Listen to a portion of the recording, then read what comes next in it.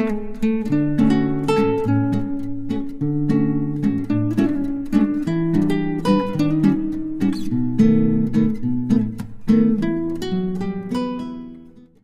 nous sommes réunis ce matin à l'occasion de la première session extraordinaire du Conseil d'administration du secteur ministériel de la transition digitale, des postes et des communications électroniques. Cette session nous permettra de faire le bilan à mi-parcours de la mise en œuvre de nos activités et également de faire les ajustements qui s'imposent au regard de l'évolution des choses sur le terrain. Le taux de mise en œuvre des activités pour ce premier semestre de l'année se chiffre à un peu plus de 43%. C'est un taux satisfaisant au regard de la cible qui est de 50% pour ce semestre. Au niveau des réalisations qui ont pu être faites au cours de ce semestre, on peut noter la poursuite de la couverture des zones blanches, avec surtout la finalisation du dossier d'appel d'offres pour les 750 prochaines localités qui seront couvertes par des services de communication électronique. On a également 38 nouvelles structures qui sont interconnectées au Résina et on note des avancées significatives dans la mise en place des 2 mini data centers que nous attendons pour fin septembre et novembre.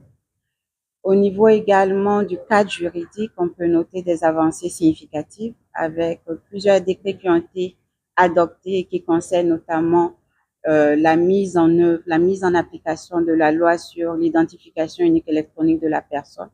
et également la mise en application de la loi sur la sécurité des systèmes d'information, et aussi on a eu des décrets concernant la gestion des communications électroniques, notamment les fréquences. Nous avons également l'élaboration de 4 avant-projets de loi sur les communications électroniques, les transactions électroniques et les noms de domaine, et également l'avant-projet de loi d'orientation sur le numérique. On a un avant-projet de loi au niveau du secteur postal qui a été adopté en conseil et qui est dans le circuit pour l'adoption au niveau de la LT. Nous avons également recruté cette année un peu plus de 200 nouveaux agents qui viendront renforcer les rangs du personnel IT de l'administration et contribuer à la dynamique en cours, notamment l'accélération de la dématérialisation des procédures. Au niveau justement de cette activité, nous avons pu élaborer la feuille de route 2025 et les acteurs sont à pied d'œuvre pour le développement des différentes plateformes qui ont été retenues dans le cadre de cette feuille de route. Au niveau des activités postales, on peut noter la poursuite de la modernisation de la Poste avec la dématérialisation des comptes d'épargne nationale et également la mise en place d'automates pour faciliter en tout cas l'accès à la Poste aux différents usagers.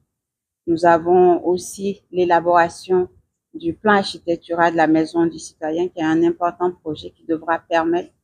à nos populations de pouvoir accéder plus facilement aux services dématérialisés de l'administration publique à travers le réseau postal de notre pays.